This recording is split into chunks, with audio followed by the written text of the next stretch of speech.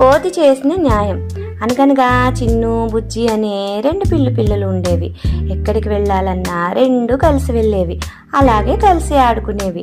అయితే అవి రెండు చిన్నపిల్లలు కావటం వల్ల చీటికి మాటికి తగులాడుకునేవి. ఒకరోజు ఆడుకుంటూ ఉండగా వాటికి ఒక రొట్టె ముక్క కనిపించింది. ఆకలి మీద ఉన్న చిన్ను బుజ్జీలు ఆ రొట్టె ముక్క కోసం పరిగెత్తాయి. రెండు ఒకేసారి రొట్టె ముక్కను అందుకున్నాయి. ఈ రొట్టెను నేను ముందు అందుకున్నాను, ఇది నాది అంది చిన్ను. అదేం కుదరదు, దాన్ని ముందు చూసింది నేను, ఆ రొట్టె నాకు చెందవలసింది అంది బుజ్జి. అలా అవి రెండు తగులాడుకోవటం మొదలుపెట్టాయి. ఒకదాని మాట మరొకటి వినిపించుకోకుండా రొట్టె ముక్క కోసం కీచులాడుకుంటూనే ఉన్నాయి. ఇదంతా దూరం నుంచి ఒక కోతి గమనించింది. అది మంచి తెలివైనది. ఈ రెండు పిల్లల తగువులో నేను లాభం పొందవచ్చు అనుకుంది.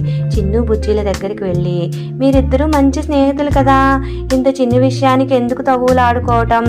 ఏమీ బాగోలేదు. నేను మీ సమస్యకు మంచి పరిష్కారం చూపిస్తాను. నా దగ్గర ఒక త్రాసు ఉంది. దాని సహాయంతో ఆ రొట్టె ముక్కను మీ ఇద్దరికి సమానంగా పంచి ఇస్తాను అంది కోతి.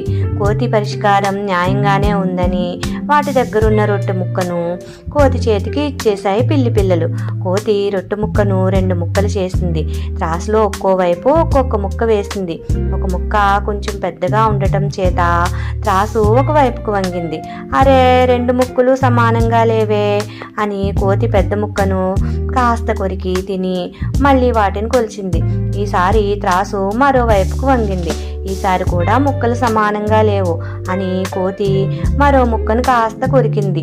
అలా ఒక్కోసారి ఒక్కోవైపు ఉన్న ముక్కను కొరుకుతూ ఉంటే చిన్ను బుజ్జీలు బిక్కుమొహం వేసుకుని చూస్తూ ఉండిపోయాయి.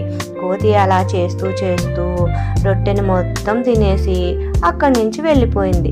మనలో మనం కీచులాడుకోకుండా ఆ రొట్టె ముక్కను పంచుకుని ఉంటే బాగుండేది.